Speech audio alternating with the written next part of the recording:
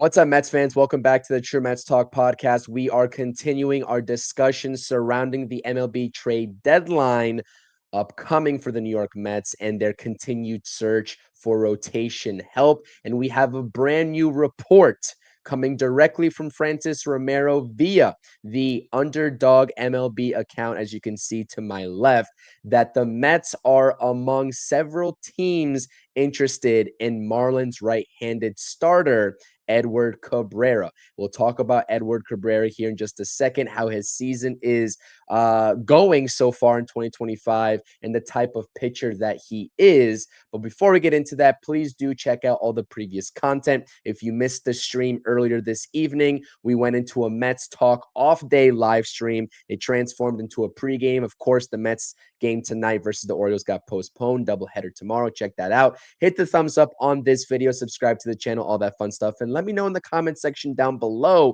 would you like to see the Mets and David Stearns pursue Edward Cabrera? Because again, this is a brand new report right here within the past hour hitting social media.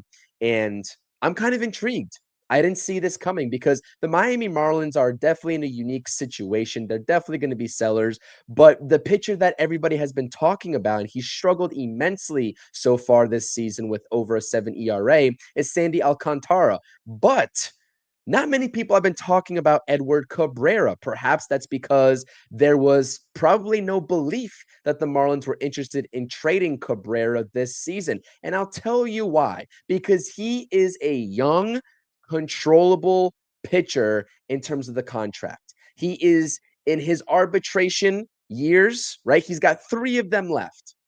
The Marlins reached an arbitration agreement with him for the 2025 season, but he's got 3 of those left before he hits unrestricted free agency in 2029. He's only 27 years old, so not even in the prime of his career, and he has only been getting better, and this is the best season of his career thus far, going into his 5th season here in 2025. These are the numbers. 78 and a thirds innings pitched, and these are the respective statistics: ERA, whip, strikeout percentage, and walk percentage, right? The strikeout percentage, he's pitching to right around his career average at 24 and a half. He hovers between 24 to 25. I think he had a season there a couple of years ago where he was up to around 27, but he knows how to put hitters away. And you see what's highlighted in red, which is the part of his game that still needs improvement, continuous improvement at 9.2%, excuse me, in terms of the walk rate. But fun fact, of his first 5 MLB seasons, this is his best walk rate, his lowest walk rate that he has posted. He has had immense command issues in his career leading up until this season, but he has lowered his walks tremendously, and everything else is following, and the success is following. And that's why the Mets and the Cubs are interested, as well as several other teams. But as you just saw with the report on the previous screen from Francis Romero, the Mets and the Cubs are the 2 teams that have shown the most interest, the strongest interest up until this point, as the deadline nears in just a couple of weeks. Again, the big thing here is that it's going to take a super strong package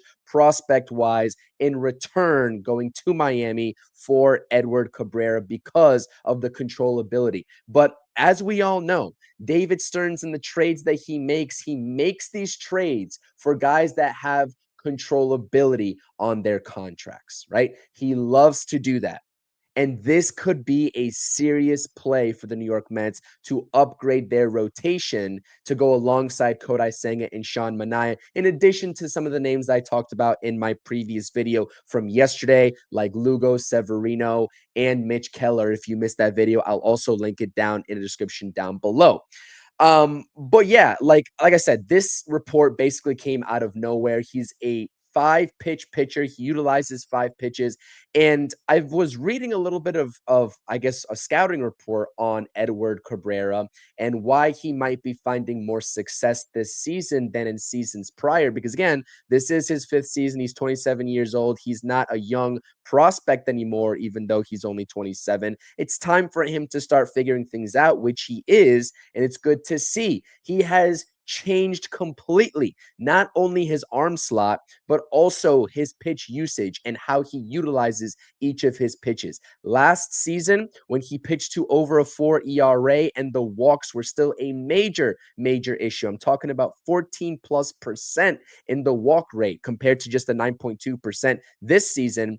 He was throwing a lot more four seam fastballs and he wasn't throwing his slider nearly enough. And his slider, amongst his five pitches, is probably one of the better pitches that he has to offer.